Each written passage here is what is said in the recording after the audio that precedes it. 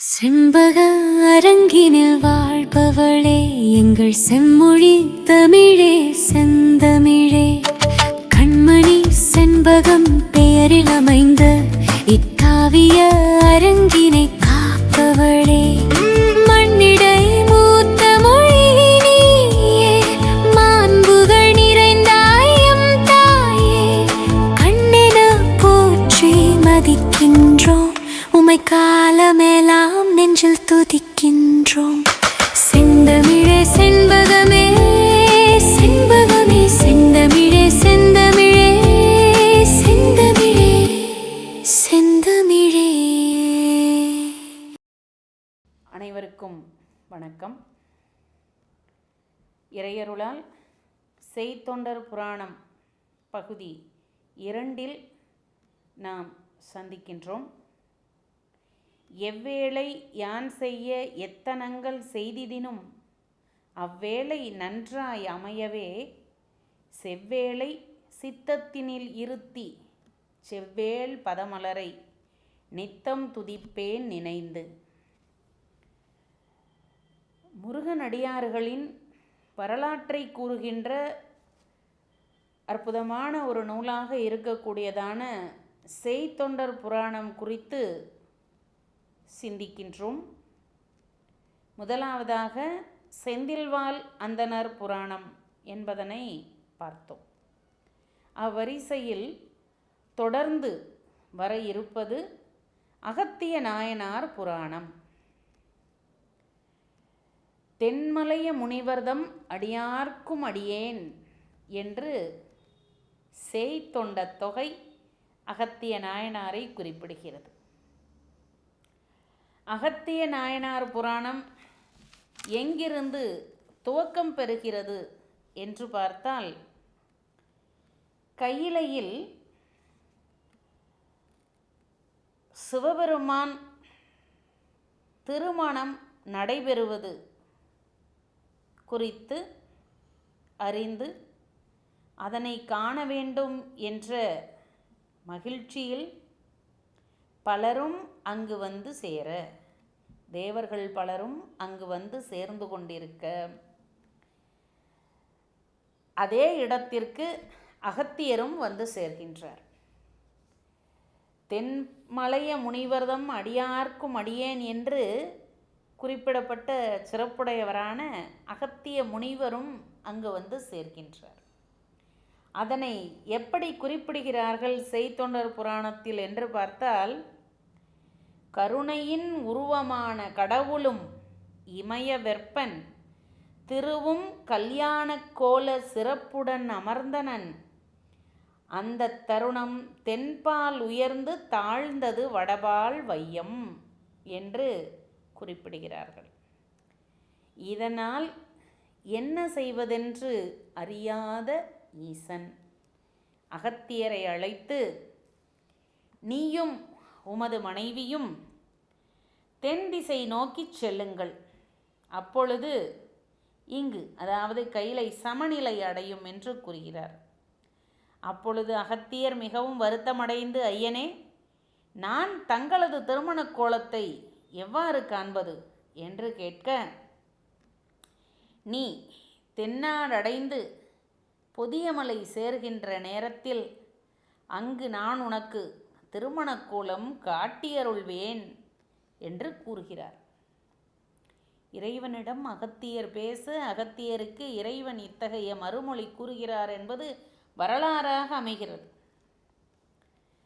நீ இங்கிருந்து உன் மனைவியுடன் தென் திசை நோக்கி செல் என்று கூறிய பொழுது அகத்தியரின் மனம் சற்று வருத்தமுறுகிறது. நான் எப்படி உன்னுடைய திருமணத்தை காண்பது, திருமண கோலத்தை காண்கின்ற பாக்கியம் எனக்கு இல்லையோ என்று வருந்தி நிற்க, ஐயனே, வருத்தம் கொள்ளாதே, நீ வேண்டியவாறே விரும்பியவாறே உனக்கான திருமண காட்சியினை நான் உனக்கு பொதியமலையில் காட்டியருள்வேன் என்று கூறுகிறார். அதற்கு அகத்தியர் மீண்டுமாக கேட்கின்றார். பாடலின் சுவைபாருங்கள். ஒழுகு முத்தமிழின் வாய்மை இன்னதென்று உணரேன். அகத்தியர் சொல்றார், ஒழுகு முத்தமிழின் வாய்மை இன்னதென்று உணரேன் எந்தாய், எழுது முத்தமிழை நாயேற்கு இனிதருள் இறைவ என்று வேண்டுகிறார். ஒழுகு முத்தமிழின் வாய்மை இன்னதென்று அறியேன், நான் அதை பற்றி அறிஞ்சுக்கல, எனக்கு எதுவும் தெரியாது, அதை பற்றி நீ எனக்கு கூறு என்று வேண்டி நிற்க, அப்பொழுது சிவபெருமான் குறிப்பிடுகிறார், முருகப்பெருமான் உனக்கான தமிழை கொடுப்பார், உனக்கு தமிழை உணர்த்துவார், உனக்கு தமிழ் கற்றுக் கொடுப்பார், உனக்கான தமிழ் அவரிடத்திலிருந்து பெற்றுக்கொள்ளப்படும் என்று குறிப்பிடுகிறார்.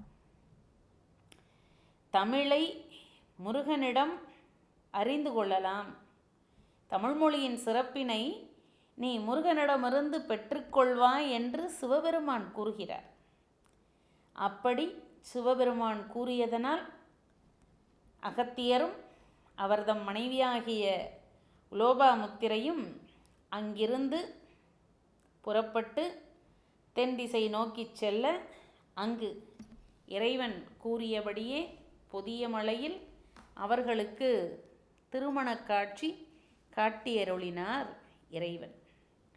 அப்படி திருமண காட்சியினை கண்டுகளித்த பிறகு அங்கிருந்து புறப்பட்ட அகத்தியர் நேராக எங்கே செல்கின்றார் என்று பார்த்தால், திருக்குற்றாலத்திற்கு, பாவநாசம் சென்று அங்கிருந்து திருக்குற்றாலம் செல்கின்றார். பாவநாசத்திற்கு ஒரு சிறப்பு என்னவென்றால், அங்கு சென்றால் நம்முடைய பாவங்கள்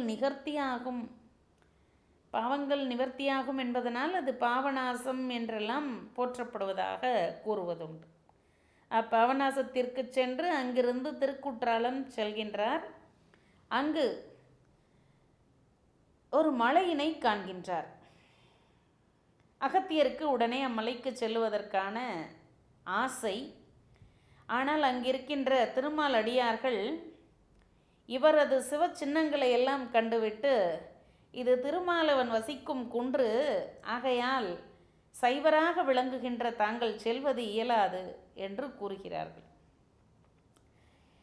இவற்றை கேட்ட பிறகு அங்கே அருகே இருக்கக்கூடிய இளஞ்சி முருகனிடம் தன்னுடைய வருத்தத்தை இவர் தெரிவித்து நிற்க, அகத்தியர் கூறுகிறார், இளஞ்சி முருகனிடம், நான் மேலே செல்ல வேண்டும், மலைக்கு சென்று இறைவனை காண வேண்டும், ஆனால் திருமால் அடியார் இல்லாமல் நான் எப்படி செல்வது என்று வேண்ட, முருகன் கூறுகிறார்,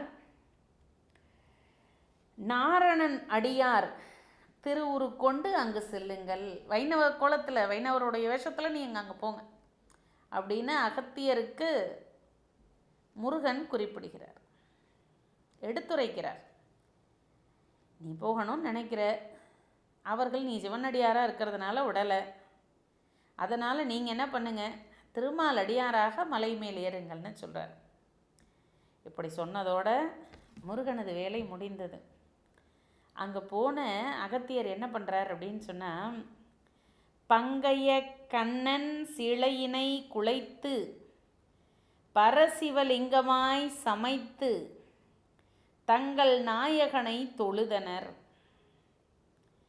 அங்கே போன உடனே அகத்தியர் என்ன பண்ணுறாராம், திரிவிக்கிரமனாக உயர்ந்து நிற்கின்ற திருமாலை கண்டு அவரது தலை கை வைத்து குறுகு குறுகு குறுகு என்று அமிழ்த்துகிறார். அப்படி ஒரு பக்தன் செய்ததன் பொருட்டில் அத்தெய்வமும் குறுகி சிவலிங்கமாகும் அளவிற்கு குறுகிவிட்டது என்று வரலாற்றில் குறிப்பிட்டுள்ளார்கள். ஆக முருகன் எடுத்துரைத்தார், நீங்கள் திருமால் அடியார் வேடமிட்டு அங்கு செல்லுங்கள், திருமால் அடியாராக செல்லுங்கள் என்று.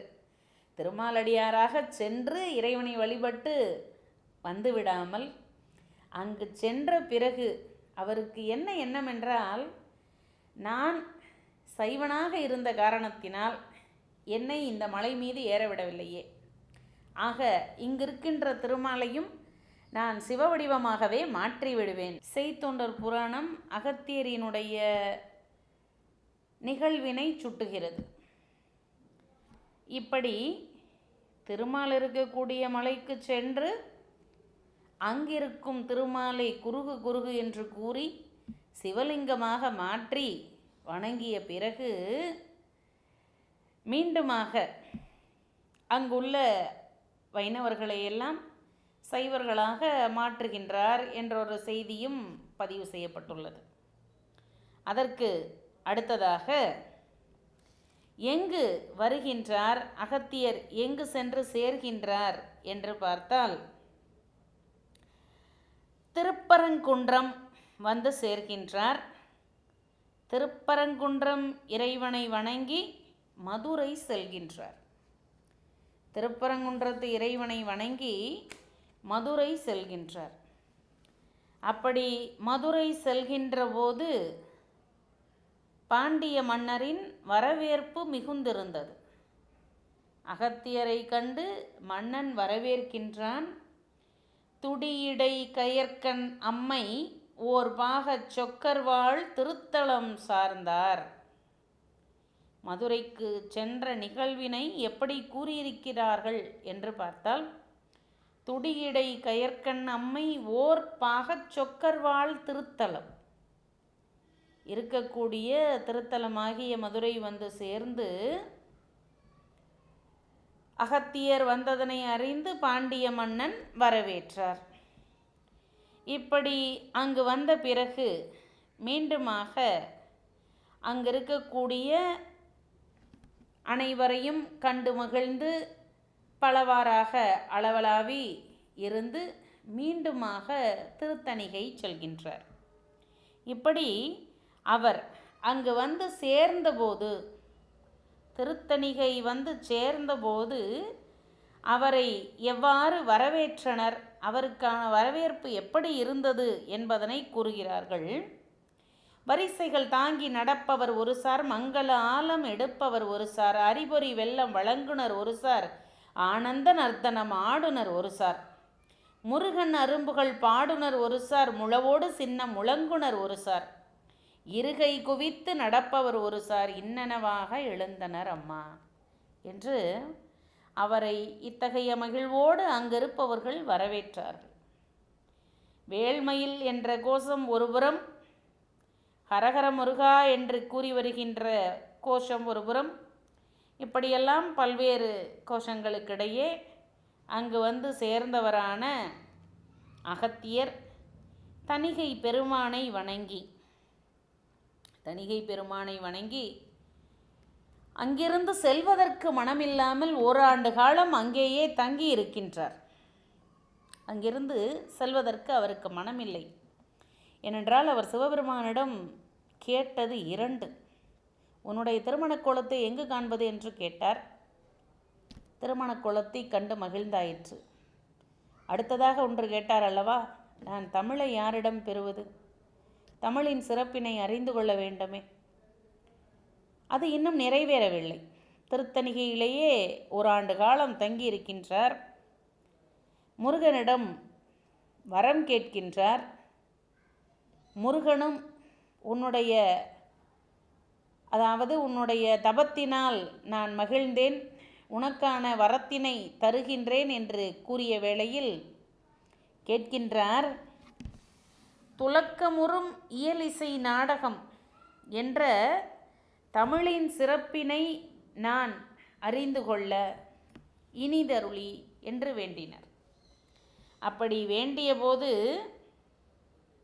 முருகப்பெருமான் என்ன கூறுகிறார் என்று பார்த்தால், முத்தமிழும் 5 இலக்கணமும் கணிதமும் நீ எனக்கு கற்பித்திடல் வேண்டுமப்பா என்று வேண்டி நிற்க, முருகப்பெருமானோ இவற்றை மட்டுமல்ல, உனக்கு 2 நிலத்தின் உயிர்களுக்கெல்லாம் வினை தீர்க்கும் மூலிகையினை குறித்தும் பகர்வேன், அவற்றை குறித்ததான சிறப்புகளையும் இரகசியங்களையும் உனக்கு உரைப்பேன் என்று கூறியருளினார்.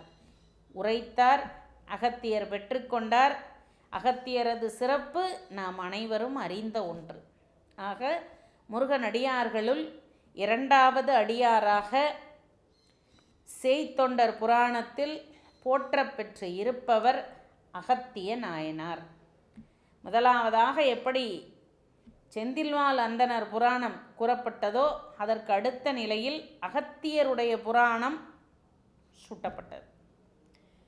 இப்படி அகத்தியருடைய புராணம் சுட்டப்பட்டது என்று நிறைவு செய்கின்ற போது முருகப்பெருமானிடமிருந்து தமிழ் மொழியின் சிறப்பினை பெற்றுக்கொண்டவராகிய அகத்தியர் அதனை யாருக்கு கூறினார் என்று பார்த்தால் அவருடைய 12 மாணவர்களுக்கு உணர்த்துகின்றார். 12 மாணவர்களுள் முதன்மை மாணவராக முதலாமவராக இருப்பவர்தான் தொல்காப்பியர். அத்தொல்காப்பியர் வகுத்தளித்த தொல்காப்பியம்தான் இன்றைய தமிழ் உலகில் இருக்கக்கூடிய தொன்மையான இலக்கண நூலாக விளங்குகிறது. அகத்தியருடைய 12 மாணவர்கள் தொல்காப்பியர், அதங்கோட்டாசான், துராலிங்கன், செம்புட்சேய், வையாபிகள், வாய்ப்பியன், பணம்பாரணர், களாரம்பன், அவிநயன், காக்கைபாடினி, நற்றத்தன், வாமணன் என்ற 12 அகத்தியரின் மாணவர்கள். தான் அறிந்த மொழியின் சிறப்பினை 12 மாணவர்களுக்கும் உணர்த்தினார் அகத்தியர் என்ற சிறப்போடு அகத்திய நாயனாரின் புராணம் நிறைவு பெறுகிறது.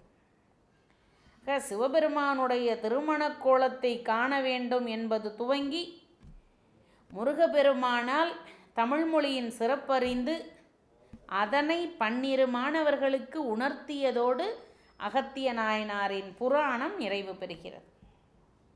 இதற்கு அடுத்ததாக அடுத்த முருகன் அடியாராக சுற்றப்பெறுபவர்தான் பகீரத நாயனார் புராணம். இது எவ்வாறு செய்தொண்ட தொகையில் சுற்றப்பெறுகிறது என்றால், பகீரதற்கும் அடியேன். நமக்கு பொதுவாக பகீரதன் என்றவுடன் நினைவிற்கு வருவது பகீரத பிரயத்தனம் என்ற ஒரு சொல்லை குறிப்பிடுவோம்.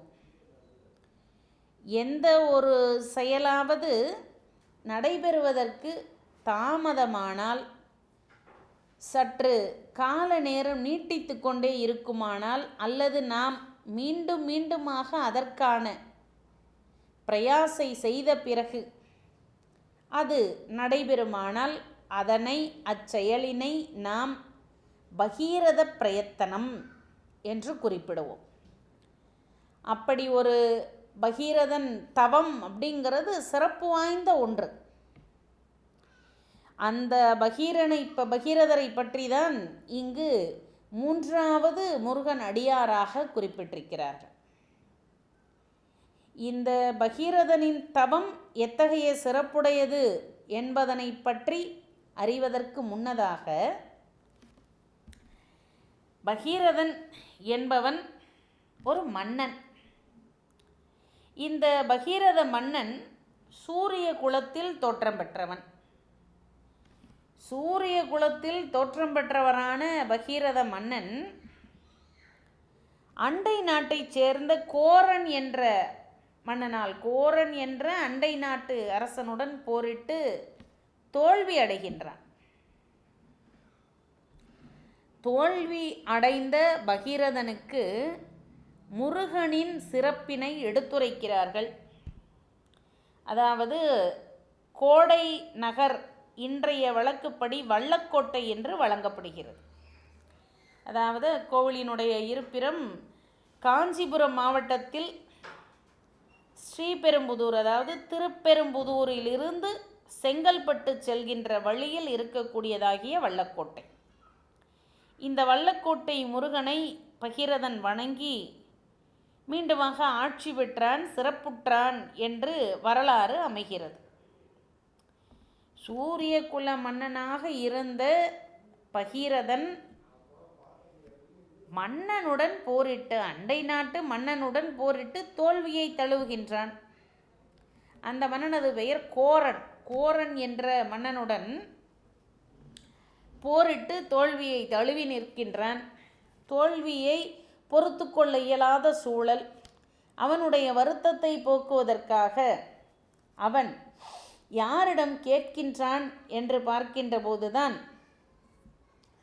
சுக்கிரரிடம், தன்னுடைய மனைவி மக்களுடன் சென்று சுக்கிரரை பணிந்து வணங்கி தன் துயர் தீர வழி கூறுங்கள் என்று வேண்டி நிற்க, அவர் வல்லக்கோட்டை முருகனின் சிறப்புக்களை எல்லாம் எடுத்துரைக்கின்றார்.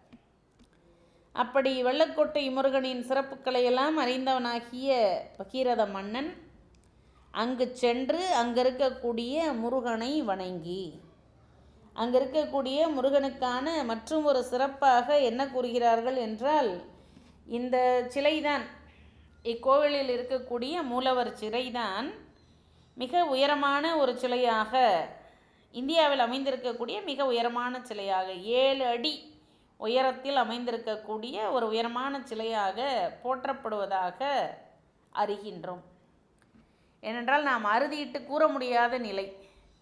பல சூழல்களில் இந்நூலிற்கு பிறகு மீண்டுமாக எங்காவது கோவில்கள் தோன்றி இருக்கலாம்.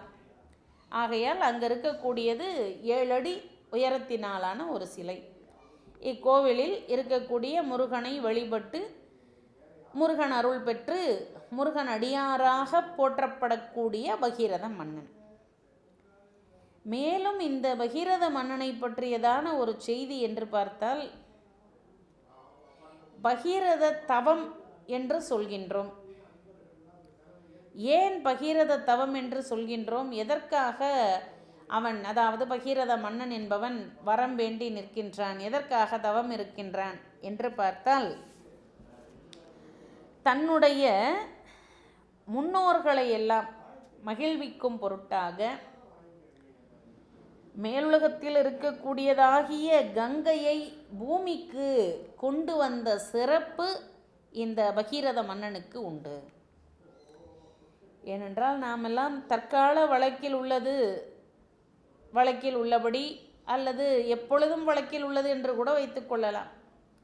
அமாவாசை திதி என்பது முன்னோர்களுக்கான வழிபாடு நிகழ்த்தக்கூடிய ஒரு நாள் என்று வரையறை வைத்திருக்கின்றோம். அந்த நாளில் நம்முடைய முன்னோரை வழிபடுதல் சிறப்பு.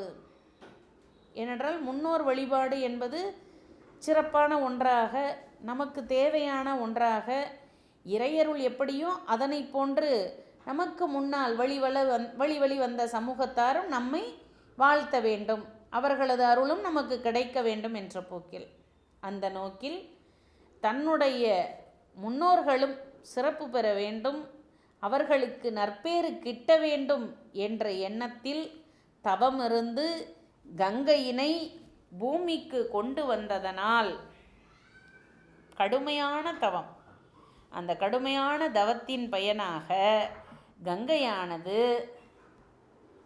பூமிக்கு கொண்டு வரப்படுகிறது, பூமிக்கு வந்து சேர்கிறது. அப்படி பகீரதன் தவத்தால்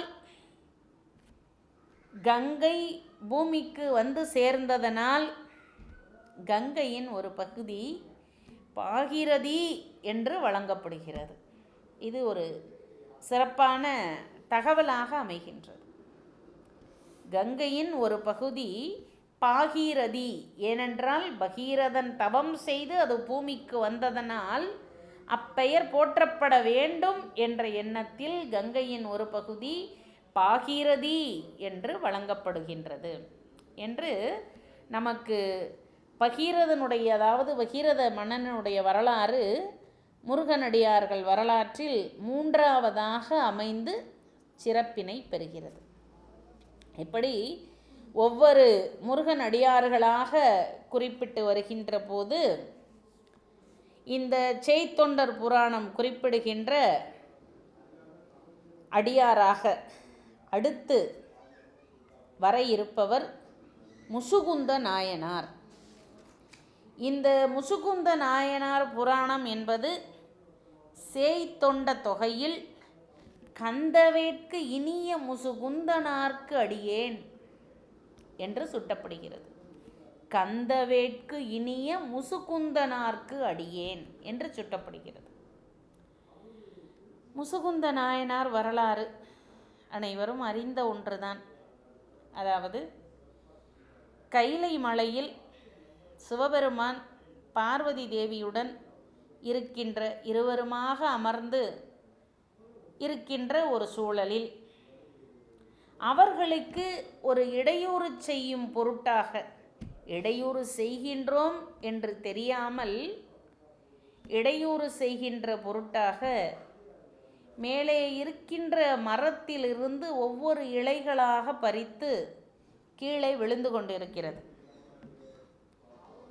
இவர்கள் மீது இலை விழுகிறதே தவிர அந்த இலையினை போடுபவர் யார் என்று தெரியவில்லை. இதனால் சற்று கோபமடைந்த பார்வதி தேவி, இலை எங்கிருந்து போடப்படுகிறது என்று மேல் நோக்கி பார்க்கின்றார்.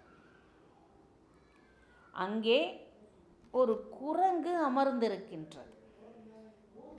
அங்கே ஒரு குரங்கு அமர்ந்திருக்கின்றது. பார்த்த பார்வையில் அது அஞ்சி நடுங்குகிறது. ஏதோ தெரியாமல் செய்துவிட்டோம் போல் இருக்கிறது, நாம் செய்தது தவறோ என்று அஞ்சிய வண்ணமாக பார்க்கின்றது. அவ்வேளையில் அக்குரங்கு இறைவனிடம் வேண்டியதாக ஒரு வரியினை சுட்டுகிறார். ஐயா, என் பிழை பொறுத்தருள்வீரே, பிழை பொறுத்தருள்வீர் ஐயனே என்று வேண்டி நிற்கிறது. சிவபெருமான் வில்வத்தை விரும்பக்கூடியவர். இந்த வில்வ இலையைத்தான் அக்குரங்கானது மேலிருந்து தன்னுடைய பிறவி பயன் தீர இருக்கின்ற காரணத்தினால், ஏனென்றால் நம்முடைய இறை வழிபாடு என்பது நமக்கான ஒரு கர்ம நிவர்த்தியாக, கர்ம வினைகளிலிருந்து நம்மை பாதுகாக்கக்கூடிய ஒன்றாக, அவரவரது கர்மாக்கள் எப்படி இருக்கும், நாம் எத்தகைய பாவம் செய்திருக்கின்றோம் என்பது எவருக்கும் தெரியாது. அந்நிலையில் நாம் கோவிலுக்கு செல்வதோ அல்லது இறைவனை வழிபடுவதோ அல்லது விரதம் இருப்பதோ தவம் இருப்பதோ நம்முடைய கர்ம வினைகளை எல்லாம் குறைக்கும். அந்நிலையில் அக்குரங்கிற்கும் ஒரு சாப விமோச்சனம் கிடைக்கிறது. எப்படிப்பட்ட சாப விமோச்சனம் பாருங்கள். ஏதோ ஒரு பொழுது மேலே இருந்த மரத்திலிருந்து இலைகளையெல்லாம் பறித்து போட்டது. அது அமர்ந்திருந்த நாள் சிவராத்திரி. பறித்து போட்ட இலை வில்வ இலை. சிவபெருமானை பற்றி கேட்க வேண்டுமா? மகிழ்ந்து போகின்றார். தன்னுடைய மகிழ்ச்சியின் வெளிப்பாடாக அக்குரங்கிற்கு பாவ விமோச்சனம் தருகின்றார். அதற்கு அமைக்கப்பட்டுள்ள பாடல் அதனினும் அருமை. நரிய கூவிளம் நீ நமக்கிட்டதால், நரிய கூவிளம் நீ நமக்கிட்டதால், ஞாலம் முற்றிலும் நீ நல் நெறி செலுத்துவோர் அரசன். நரிய கூவிலம் நீ நமக்கிட்டதால், ஞாலம் முற்றிலும் நீ நல் நெறி செலுத்தும் ஓர் வேந்தர் ஆக என நிருமலன் அருள் கூர்ந்து எம்முடைய உள்ளம் மகிழும் வண்ணம் நீ அர்ச்சனை செய்த கால் பூவுலகில் பேரரசனாக ஆவாய்ப்போ என்று கூறுகிறார்.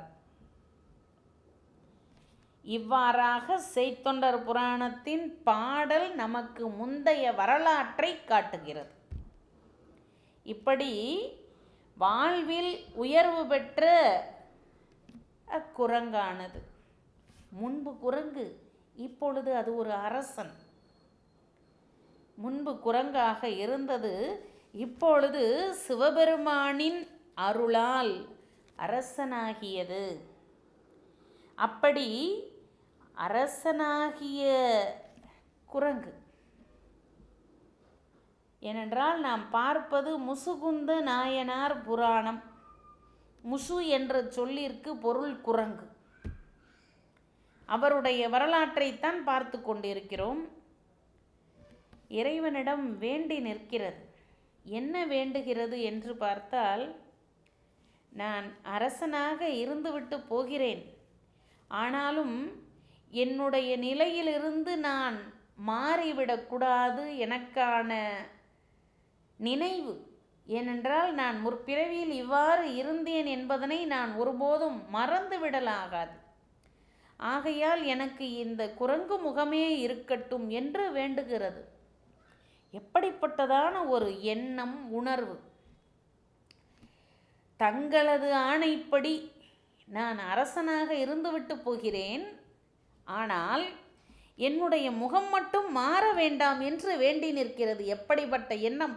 என் முகம் இப்படி இருக்க வேண்டும், அப்படி இருக்க வேண்டும், அழகாக இருக்க வேண்டும் என்றெல்லாம் எண்ணுபவர்கள் மத்தியில் இப்படியாகிய ஒரு எண்ணம் என்பது மேம்பட்ட சிந்தனையை காட்டுகிறது. அத்தகைய அன்பில்தான் மயங்குகின்றார் இறைவர்.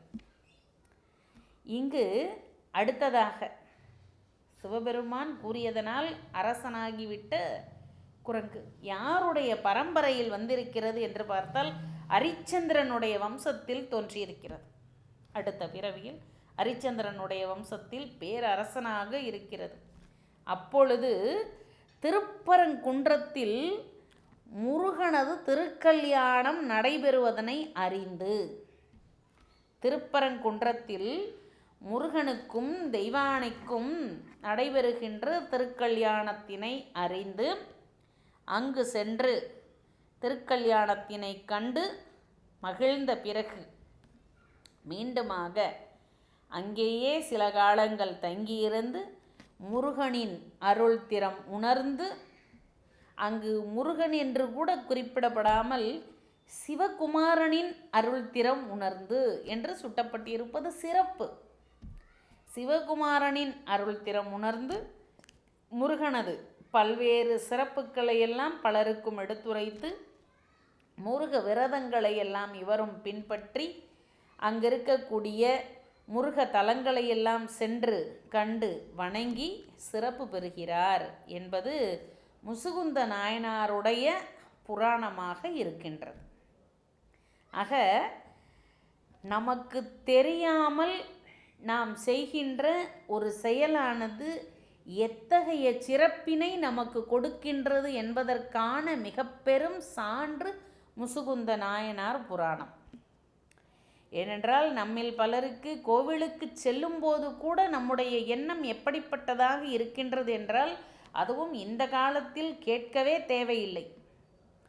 கோவிலுக்கு செல்வது இறைவனை வணங்குவதற்காகவா அல்லது தாங்கள் சென்றிருக்கின்றோம் என்பதை பலருக்கும் புகைப்படம் எடுத்து அனுப்புவதற்காகவா என்பது தெரியாத அளவிற்கு பல பேர் கோவிலுக்கு சென்று இறைவனை வணங்காமலேயே புகைப்படம் எடுத்து திரும்பி வருவதனை எல்லாம் காண வேண்டிய நிலை இருக்கிறது.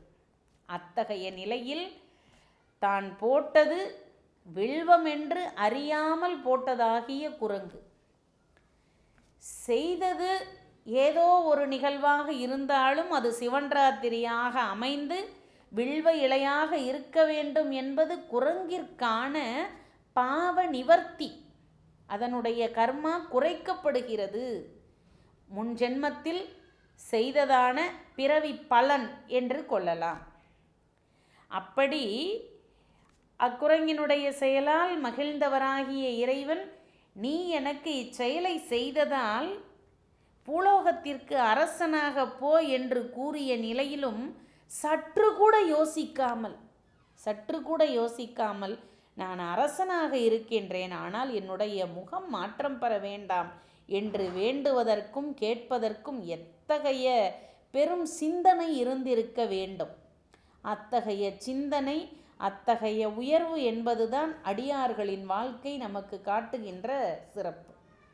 இந்நிலையில் முசுகுந்த நாயனாரின் புராணம் என்பது நமக்கு போற்றப்பட வேண்டிய ஒன்றாக, இந்நிலையில் இக்காலகட்டத்தில் ஒப்பிட்டு பார்க்க வேண்டிய ஒன்றாக அமைகிறது. அடுத்து வருகின்ற முருகனடியார் யாரென்று பார்த்தால் நாகனார் நாயனார் புராணம். நாகனார் என்று கூறினால் பலர் அறிந்திருப்போமோ இல்லையோ, பொத்தப்பி நாடு என்று கூறினால் அறிந்திடுவோம். நாகனார் நாயனார் புராணம். இந்த நாகனார் நாயனார் புராணம் செய்தொண்ட தொகையில் எவ்வாறு சுட்டப்பெறுகிறது என்றால், கருத்துடுப்பூர் நாகனார் அடியார்க்கும் அடியேன். கருத்துடுப்பூர் நாகனார் அடியார்க்கும் அடியேன் என்று செய்தொண்ட தொகையில் நாகனார் நாயனார் புராணம் சுட்டப்படுகிறது. பொத்தப்பி, பொத்தப்பி நாடு. இந்த பொத்தப்பி நாட்டிற்கு இணையாக வேறு ஒரு சொர்க்கலோகத்தை குறிப்பிட முடியாது என்று சொல்லப்படக்கூடியதான ஊர், நாடு. இந்த ஊரில், அதாவது இந்த பொத்தப்பி நாட்டில் உடுப்பூர் என்ற இடத்தில் வாழ்பவர்கள்தான் நாயனார். இந்த நாகனார் நாயனாருடைய வேண்டுதல் என்னவாக இருக்கிறது என்று பார்த்தால், அவருக்கு திருமணம் நிகழ்ந்தேறி பல ஆண்டுகள் ஆன பிறகும் மக்கட்பேறு இல்லாத ஒரு வருத்தம். மக்கட்பேறு இல்லாத ஒரு வருத்தம் இருந்து வந்த சூழலிலும் கணவனும் மனைவியும் மிகச்சிறந்த முருகனடியார்கள். அவர்களது செயலினை செய்தொண்டர் புராணம் இப்படி சுட்டுகிறது. வேள்மயில் துணையன் ஓதி வீதியில் வருவோர்க்கு எல்லாம் பால் பழம் ஏனால் மாத்தேன் பழமும் கூட்டி கொடுக்கக்கூடிய அன்பர்கள் இந்த நாகனாரும் அவரது மனைவியாரும். அப்படிப்பட்ட மிகச்சிறந்த முருகனடியார்களாக அவர்கள் இருந்து வருகின்ற வேளையில் அவர்களுக்கு இருந்த மிக பெரும் குறை, தங்களுக்கு ஒரு குழந்தை பேறு வாய்க்கவில்லையே. குழந்தை பேறு வாய்க்கவில்லையே என்ற எண்ணம் இருந்ததே தவிர, இறைவனை இப்படியெல்லாம் வணங்கியும் குழந்தை பேறு இல்லையே என்று எண்ணவில்லை. முருகனடியார்களாக இருக்கின்றார்கள். தென்படுகின்ற முருகனடியார்களுக்கு எல்லாம் தொண்டு செய்கிறார்கள். செய்களால் வேறு தெய்வம் சிறிதேனும் கருதி போற்றா நாயனார் நாகனார் தம் நாயகியார் பலருக்கும் தாயனார் தத்தை என்பார். இந்த பாடல் எதற்காக சுட்டப்பெறுகிறது அப்படின்னு சொன்னால், குழந்தைகள் இருந்திருந்தால் கூட ஒரு குழந்தைக்கு நாகனாரும் தத்தை என்பவர், நாகனாருடைய மனைவியாக சுட்டப்பெறுபவர் தத்தை. குழந்தை இருந்திருந்தால் கூட அவர்களை அன்னை தந்தை என்று அழைத்திருக்கும். அங்கு இருக்கக்கூடிய குழந்தைகள் அனைவரும் அவர்களை அன்னை தந்தையாக கருதுகிறது. இத்தகைய ஒரு சிறந்த நாடு. முருகனடியார்களாக விளங்குகிறார்கள். முருகனடியார்களுக்கு தங்களால் என்றதையெல்லாம் செய்கிறார்கள்.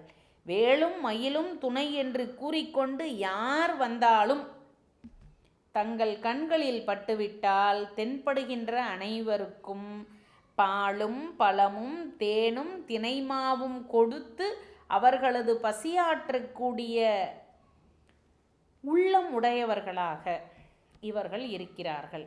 இப்படி இவர்கள் இச்சூழலில் வாழ்ந்து வருகின்ற வேளையில்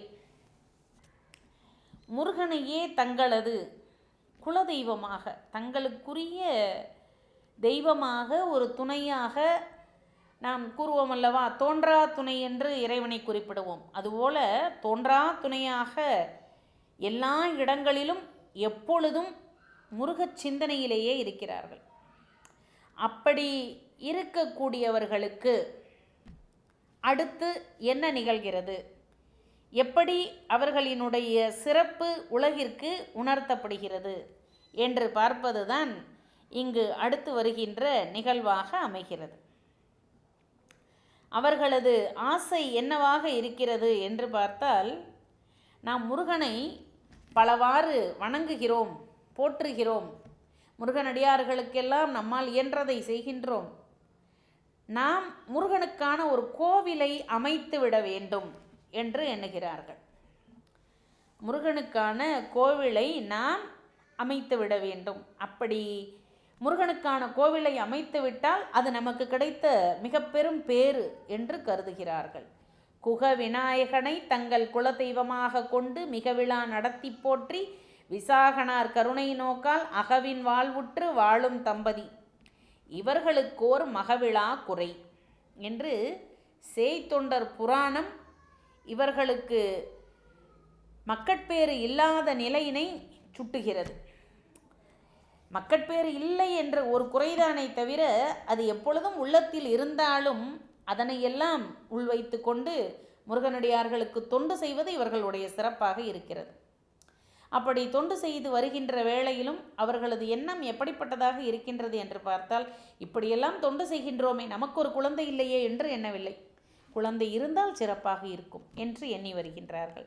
அப்படி இருக்கின்ற வேளையில்தான் முருகன் அருளால் அவர்களுக்கான ஒரு குழந்தை பேறு வாய்க்கப் பெறுகிறது. எப்பொழுது என்று பார்த்தால், கோவிலை கட்டி வருகிறார்கள்.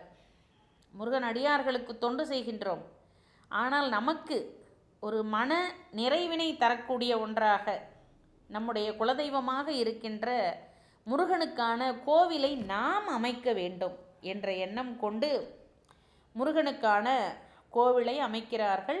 தாங்கள் இருக்கின்ற இடத்திலேயே கோவிலை அமைத்ததனால் முருகனது வாகனமாக இருக்கக்கூடிய மயில், அடுத்து சேவல், கிளி, புறா போன்ற பறவைகள் அனைத்தும் அக்கோவிலை சுற்றி நேரமும் இருந்து கொண்டு இருக்கிறது.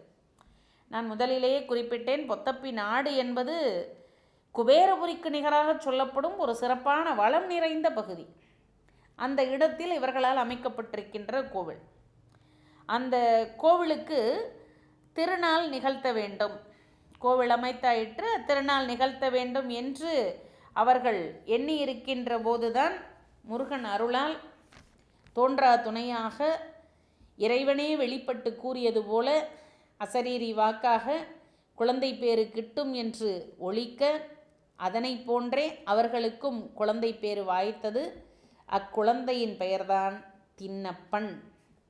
பின்னாளில் கண்ணப்பா என்று இறைவனால் போற்றப்பெற்ற மிகச் சிறப்பு வாய்ந்த ஒரு சிவனடியாராக விளங்கி சிவபெருமானுக்கே கண்ணை அளித்த கண்ணப்ப நாயனாரின் பெற்றோர்கள்தாம் நாம் இதுகாரும் பார்த்து கொண்டிருந்த நாகனாரும் தத்தை என்பவர்களும் என்பது எவ்வளவு சிறப்பிற்குரியது எண்ணி பார்த்தல் வேண்டும். தாய் தந்தையர் முருகனடியார்களாக இருந்தார்கள். அவர்களுக்கு மக்கட்பேர் இல்லை. மக்கட்பேர் இல்லையே என்ற குறை மனதிற்குள் இருந்தாலும் முருகனடியார்களுக்கு மிகச்சிறந்தவற்றை செய்து கொண்டே இருந்தார்கள். அப்படிப்பட்ட சூழலில் இறைவன் மனமகிழ்ந்து தோன்றா துணையாக விளங்கி அவர்களுக்கான மக்கட்பேற்றினை அளிக்க அக்குழந்தையானது தின்னப்பனாக பிறந்து கண்ணப்பனாக உயர்ந்தது. இச்சூழல் நமக்கு எதனை உணர்த்துகிறது என்று சற்று ஆராய்ந்து பார்த்தால், பலனை எதிர்பார்க்காதே, கடமையை செய். இறைவன் நமக்கு எதை கொடுப்பான் என்று எண்ணி நாம் இறை தொண்டு செய்வதனால் எந்த பலனும் கிடையாது. உள்ளத்தில் இறைவனை நிறுத்தி இறைவனிடத்தில் நாம் சமர்ப்பணம் அடைந்து விடுதல் வேண்டும். நம்மை முழுமையாக சமர்ப்பித்து இறைவனுக்கு தொண்டு செய்கின்றோம் என்ற எண்ணத்தை மட்டும் முழுமையாக கொண்டு நாம் இறைவனுக்கு தொண்டு செய்து வருகின்ற வேளையில் நம்முடைய மனத்தையும் தொண்டினையும் இறைவன் நிச்சயமாக உணர்ந்து நமக்கான சிறப்பினை என்றுமே தருவான், நம்மை உயர்த்துவான், நமக்கான பேற்றினை கொடுத்து மகிழ்வான் என்று அறிந்து கொள்ளலாம். இவ்வாறு நமக்கு முருகனடியார்கள் வரலாறு என்பது அவர்களது வாழ்க்கை சிறப்பினை எப்படியெல்லாம் தங்களுடைய வாழ்க்கை நிலை இருந்த போதிலும் முருகனடியார்களை அவர்கள் போற்றினார்கள் என்பதனை எடுத்துரைக்கக்கூடியதாக இருக்கின்றது. அந்நிலையில் நாம் முதலாவதாக பார்த்தது செந்தில்மால் அந்தணர்கள் புராணமாக அமைந்திருந்தாலும் அடுத்து வருகின்ற நிலைகளிலெல்லாம் அகத்திய நாயனார் குறித்தும், அடுத்து வந்த முசுகுந்த நாயனார் குறித்தும், அதற்கு அடுத்ததாக நாகனார் நாயனார் குறித்தும், அதற்கு முன்னதாக பகீரத நாயனார் என்று இப்படி பல்வேறு முருகனடியார்களை பற்றி சிந்திப்பதற்கான ஒரு வாய்ப்பானது அமைந்திருக்கிறது என்றே எண்ணிக்கொள்ளலாம். ஆகையால் எப்படி சிவனடியார்கள் பலரும் போற்றப்படுகிறார்களோ அந்நிலையில் நாம் முருகனடியார்களையும் போற்றி பரவ வேண்டும் என்ற எண்ணத்திலேயே என் நிகழ்வானது என் சிந்தையுள் தோன்றியிருக்கிறது என்று எண்ணுகிறேன். ஆகையினால் முருகனடியார்கள் என்பவர்கள் நம்மால் அறியப்பட்டவர்கள். ஆனால் அம்முருகனடியார்கள் குறித்து ஒரு வரையறை செய்யப்பட்ட நூலாக இசை தொண்டர் புராணம் என்பது அமைந்திருக்கிறது என்பதுதான் சிறப்பாக இருக்கிறது. ஆகையால் இந்த நூலில் அடுத்ததாக பல்வேறு முருகனடியார்கள் சுட்டப்படுகிறார்கள் என்பதனையும் எடுத்து கூறி, மேலும் தொடர்ந்து அடுத்து வருகின்ற நிகழ்வுகளில் நாம் தொடர்ந்து வருகின்ற முருகனடியார்கள் பற்றி சிந்திப்போம். அவர்களது சிறப்பினையும் முருகபெருமான் அவர்களுக்கு அருள்பாலித்த திறத்தினையும் உணர்ந்து கொள்வோம் என்று கூறி நன்றி கூறி விடைபெறுகின்றேன். நன்றி, வணக்கம்.